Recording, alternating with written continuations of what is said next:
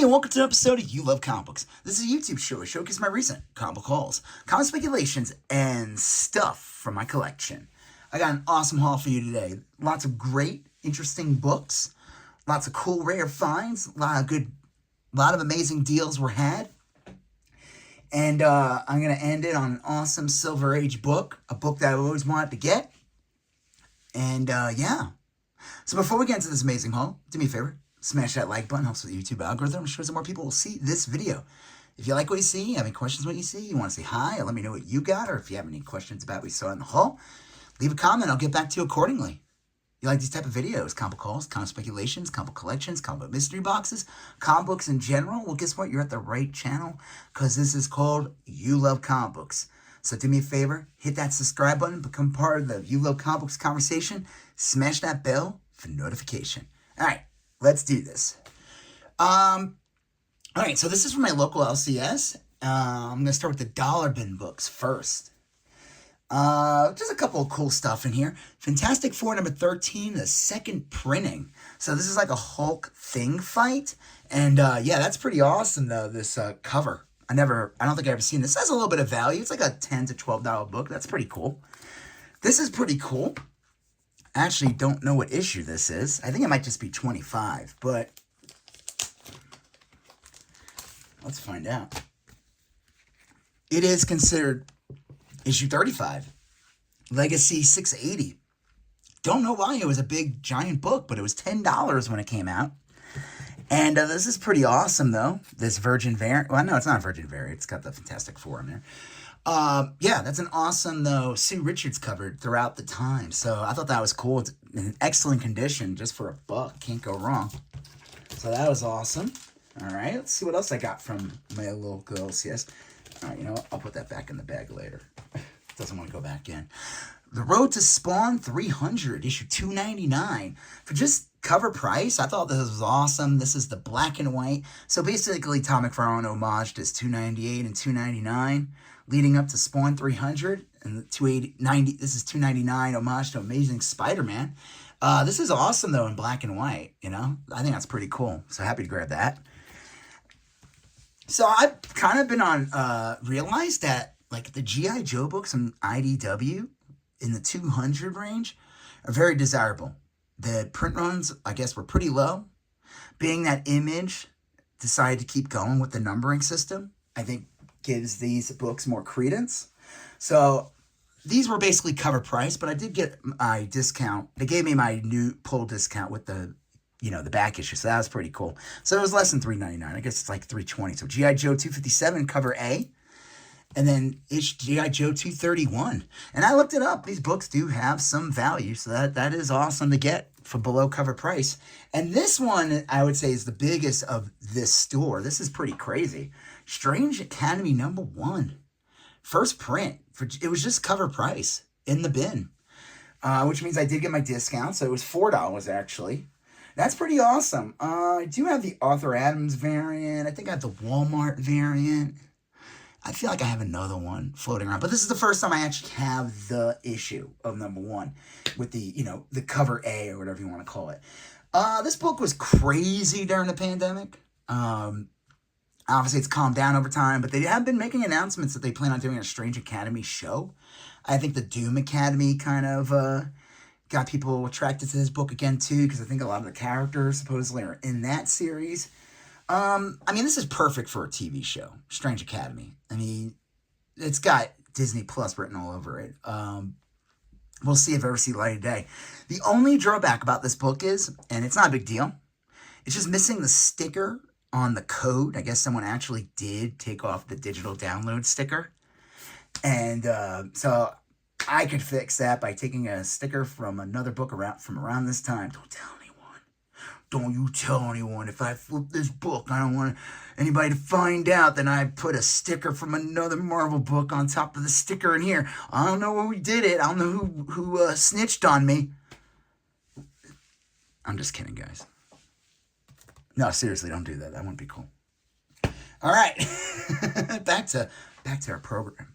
I should put like a little one of those things up, like with the signal was lost or whatever, and the guy's trying to fix the TV, technical difficulties or whatever.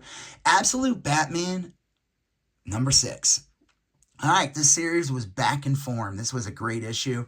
I felt like the last 2 issues were like okay. They were like, well, no, that's not true. 5. I think it was at like 3 or 4. I think one of those. It was like 4 or 5 or something. I just felt like it kind of interrupted the flow of the series. And this one kind of brings it back. And there's a crazy ending with some villain that looks insane. It's really cool. Saga's great. 72, they announced in this book that the series is 2/3 done, which means that I will assume that this book will probably end at 100. I think that's a good number for the series to end on. It's funny, I was talking to the guy at the comic store, that works there, and talking about Saga. And I said, I think it's so funny how they'll have this, like, adorable, like, I don't know what he is, like, baby seal or whatever on the cover. And it's just, like, if you've ever picked up a Saga comic, it's not for kids. Like, is it like some little kid's gonna be like, oh, Mom, this is so cute, let's buy it. And the kid opens it up, and it's just gonna be like a giant private part will be the front page of the first page the kid sees. I don't know. I enjoy the series, and I'm glad that, I'm glad they have like an end point, so we'll see where it goes. It'll probably take like 10 more years for them to finish it. Okay, this is from a Second and Charles. I got these for $2.95. Prometheus Final Conflict, 40-page finale, life and death. I looked this up. I looked up the sold. I don't look up just what people are selling for. I look up what it sold for. And it's pretty all over the place. Like, someone sold this for 16, someone sold this for like 40, someone sold this for 60. I don't know. I figured it was worth getting. Especially I think Alien comics are going to get a little big again with the new series coming out on Hulu. So, who knows? And speaking of spec that, I don't know. I mean, it was $1.95. I figured why not get it. During, early 2020s or whatever, this book was always like a wall book. It was always like $20-$30. They did it was because of they announced the TV show. They actually went into production. They actually made it. It was on Amazon. They only did 1 season and they canceled it. I liked the show. It was kind of crazy, but, they canceled it. So I don't know if that kills the interest of this book. I know the series is over. I don't know if they ever planned on another volume, or I don't know if they did another volume, but for $1.95 in mint condition, I wasn't going to pass up Paper Girls #1. I figured, why not just have it in the collection? It's always good to have these type of books if you find them super cheap. Speaking of cheap, found these. I went to a different store, got these in a dollar bin, and then I got a couple more expensive books, but I'll show you those. So, Runaways #1. This is the first Runaways book, comic, right? I think so. I think there's several variants to this cover. I'm not sure. This is like early 2000s. They weren't like variant crazy yet with every comic. But this was Brian K. Vaughan also. Just like Paper Girls was Brian K. Vaughan, and Saga was Brian K. Vaughan. Now, this book's probably like a VF condition, but for $1. It's not like the series goes for anything crazy. They did have a TV show on Hulu. This was in that weird time where Marvel, I don't know. Marvel didn't have the rights to everything yet. Even though it aired on Hulu, it was 20th Century Fox. I don't even know. I don't even know how it works, but whatever. I think it lasted 3 seasons. I think for $1, not a bad thing to add to the collection. Speaking of $1 too, this is kind of fun. I always wanted to get this book, just never didn't want to pay for it. Youngblood #1 from late 90s. This comes out a year before The Matrix. It's got Steve Scrooge. He was already drawing, I think he already drew Gambit at this point. He's done a bunch of Marvel stuff. He's a year away from blowing up because of doing the storyboards for The Matrix. It's funny, this series, man. Think about it, that Alan Moore wrote this. It's crazy how, in the late 90s, Alan Moore wrote, Supreme, Youngblood. I think he wrote a couple other comics for Rob Liefeld. Rob Liefeld must have paid him a ton of money. This isn't even Image Comics at this point. It's awesome. Awesome comics. This actually does look pretty cool. It looks 10 times better than what Youngblood #1 looks like. So, I don't know. I should get to read this one. I think it'll be kind of cool. And this book Well, you know why I got this book. Oh, yeah. Uh-huh. This one was $1. I figured, why not? Anytime I see this in the dollar bin, I'll pick it up. It's got two great reasons. It's on there. Black Canary and Power Girl. So yeah, that's awesome. Spawn, the movie. I never even seen this before. Like, I never seen these adaptations.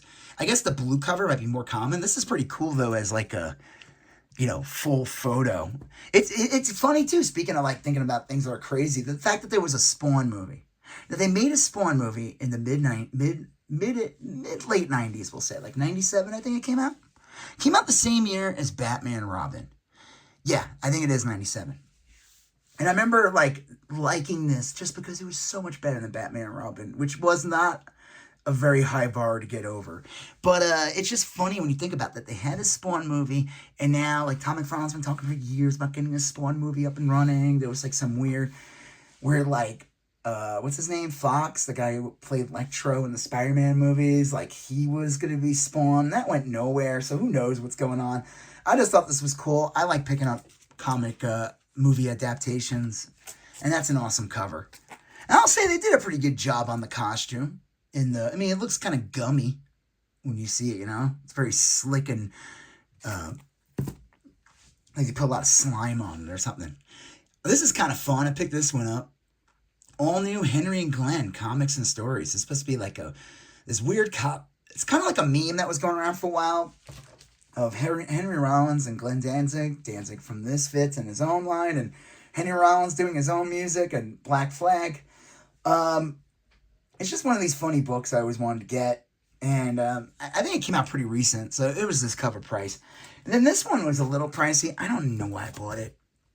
He-Man Masters of the Universe, number 14. It's like She-Ra's origin, but this isn't the big issue. The big issue, I think, is like number 6. That's the one. That's the expensive one.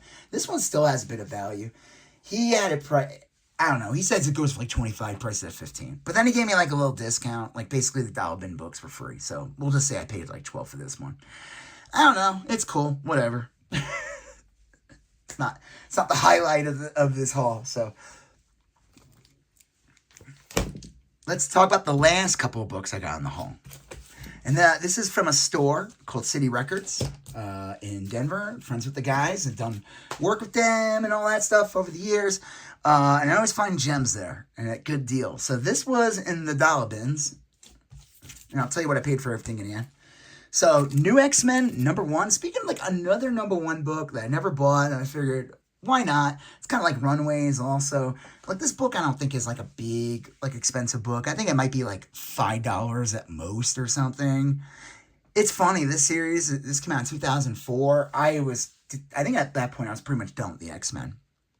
And I remember not liking this series at all, but whatever. X-Men 453, picked this up because basically, one, it's a kind of an iconic Greg Land cover. But it's basically the Henry Cavill Wolverine. They based the Henry Cavill Wolverine in Deadpool on this cover. So that's kind of cool. And these are also awesome books to get in the dollar bin. Uncanny X-Men 450 and 451. Nice duo to have. It is the first appearance of X-23. Lara Kinney, is that her name? Yeah. She first appears in NYX. Those books are very expensive. The first appearance and her second appearance are pretty pricey. But these are like good underrated keys. It's like when she comes into like kind of like the regular continuity, like NYX was also considered like mature readers. I remember like I felt like we didn't get the full story at NYX of Laura Kinney, and they kind of just dumped her in the X-Men. I remember being like a little disappointed because I was reading a series while this was going on, and I kind of like the edge of like NYX with her in it. And but it's still cool. That's a cool cover with the claws, and it's just funny how they introduce her. She's basically wearing that hideous, female version, I guess. It's pretty not much different of that hideous costume that Wolverine wears, like around issue 105 or something in the Uncanny X-Men run, like really early in the Claremont run. He wears this hideous costume. I'm trying to remember the exact issues. Might be like 107 or I don't know. No one liked him. And then this is a cool book to get. It's a Psylocke cover. It's an iconic one. Alan Davis. That's kind of cool. So that's awesome to get in the dollar bin. And then the last two books of the haul. Spider-Man Noir, #2. I figured why not. It was in the half price bin, so they had a price of $20, so it was actually $10. It's kind of funny though, like how the Spider-Man Noir #1 could be very expensive. I think on all day, every day, it's like a $100 book easily. And it could jump up. It's crazy. I think with 9.8s, it's like $400. I don't even know. You could correct me. It doesn't matter. There's a Nicolas Cage series they're working on. There's actually been photo leaks, so we know it's actually in production. He's also part of the Spider-Verse cartoon voiced by Nicolas Cage. We'll see if we ever see that third movie. This is cool, but it's just crazy how like the drop-off in value for #1 and 2 Spider-Man Noirs. But hey, you know what? I never even seen this cover before, so that's pretty cool. And it's in really nice condition. This book is not in the greatest condition, but I'm just happy to have this in the PC. Couldn't beat the price. I had it priced at $40, but it was half price, so it was $20. And it's just an iconic Medusa cover by John Romita Sr. I don't even know if he ever interacted with Medusa against Spider-Man after this issue. This is like that weird period where, you know, when they introduced her, she was just like a straight up villain. She was part of like the Frightful Four or something. But then I guess it was revealed that she was an Inhuman and with the Black Bolt and all that. So, I don't know. So this is this is just like an iconic cover. And I think I have like a little run going now with Spider-Man. Like I know I have 59. I think I have 60. I know I have 61. I have 62. And I think I have 63. So that's cool. That's cool. Little run in the Silver Age. So he hooked me up though. So basically these books, so this was 20, that was 10.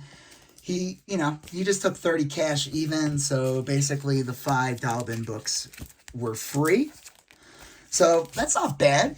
That brings, you know what I mean? I think that gives a lot more value. And anytime I can get a Silver Age Amazing Spider-Man book at a good price, and it looks still pretty decent. Like this book would be a perfect candidate for an expert cleaner and, what do you call it? Presser. Like there's like a ring here. Looks like someone put a cup on there at one point. There's just like a lot of, like, I feel like, I don't know if this book is pure, like, was this book pure white when it came out, or was it always kind of cream colored? It's probably was pure white, who knows. But I just think this book is an excellent candidate for a really good presser and cleaner. So yeah, this was an awesome haul. Great way to end out the haul. Just pull out some of the gems that I think were, like, that's really cool just to get for cover price.